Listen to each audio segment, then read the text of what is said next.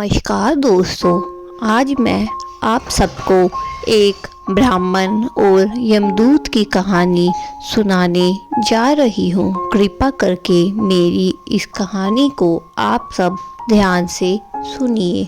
दोस्तों, किसी गांव में एक बुद्धिमान ब्राह्मण रहता था।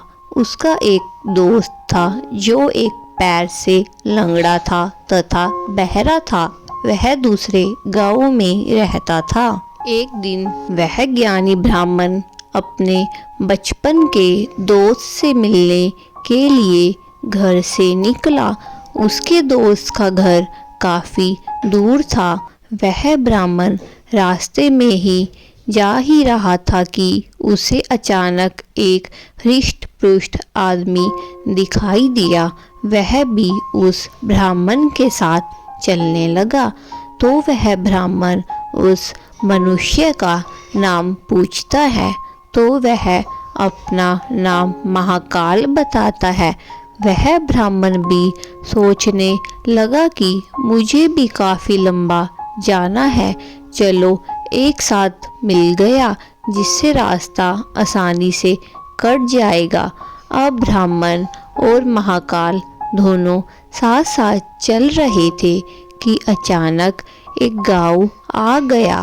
तब महाकाल ने उस ब्राह्मण से कहा कि तुम चलो और मुझे इस गांव में थोड़ा काम है, मैं अभी आ रहा हूँ। थोड़ी ही देर में उसी गांव में एक भैंस ने एक आदमी को लात मार दी। थोड़ी ही देर में महाकाल उस ब्राह्मण के पास आ गया और बोला कि चलो।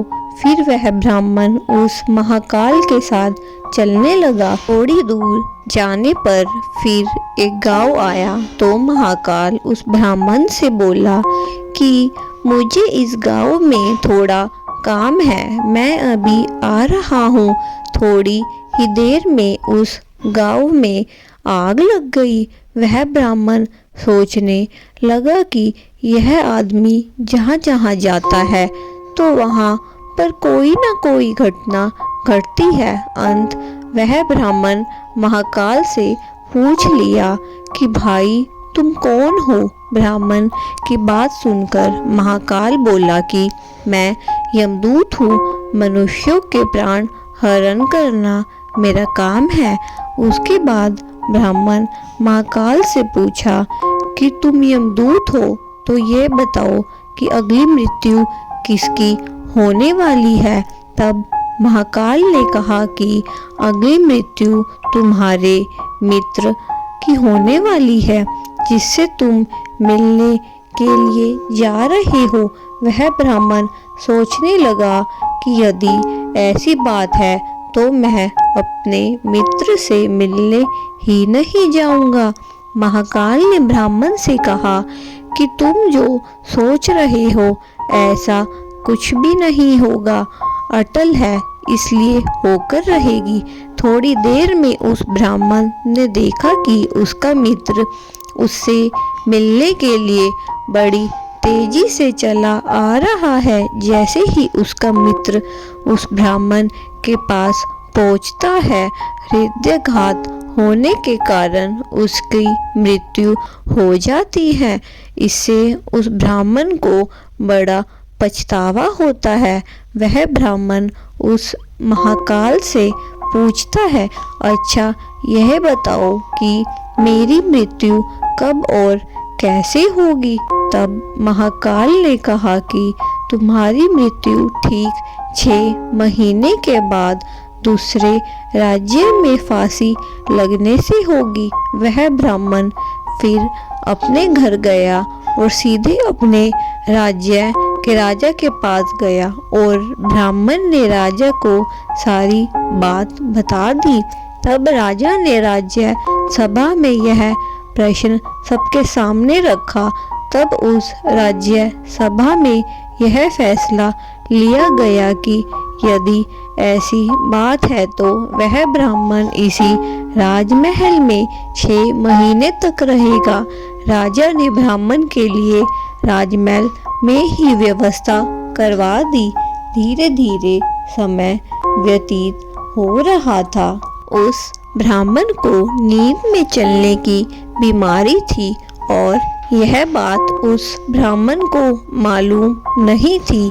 जिस दिन उसकी मृत्यु होने वाली थी उसी रात्रि को ही वह ब्राह्मण राजमहल से निकलकर दूसरे राज्य के राजमहल में जाकर राजा के शयन कक्ष में राजा और रानी दोनों के बीच में जाकर सो गया। सुबह जब राजा उठा तो उस ब्राह्मण को अपने शयन कक्ष में देखकर बहुत क्रोधित हुआ और उस ब्राह्मण को फांसी की सजा सुना दी। तब वह ब्राह्मण उस राजा से सारी कहानी सुना डाली, जिसको सुनकर वह राजा अपना एक गुप्तचर अपने पड़ोसी राज्य के राजा के पास भेजकर सारी जानकारी ले ली, जिसको सुनकर वह राजा अपने फैसले पर बहुत पछताता है। लेकिन उस राज्य का एक नियम था कि एक बार राजा को सजा सुना दे फिर चाहकर भी उसे नहीं बदल सकता। राजा ने एक राजसभा लगाई और इसका उपाय पूछा। तब उस राजसभा में यह फैसला लिया गया कि पतले धागे का फंदा बनाकर आप ब्राह्मण को पहनाकर अपना वचन पूरा कीजिए। फंदा पतला होने के कारण ब्राह्मण की मृत्यु भी नहीं होगी और आपका फैसले की लाज भी बच जाएगी।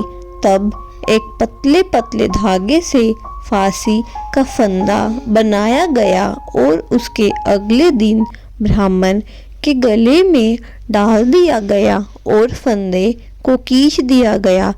सभी ने ये सोचा कि ब्राह्मण को कुछ नहीं होगा, लेकिन उस पतले धागे की वजह से उस ब्राह्मण का गला कट गया और खून तेजी से निकलने लगा।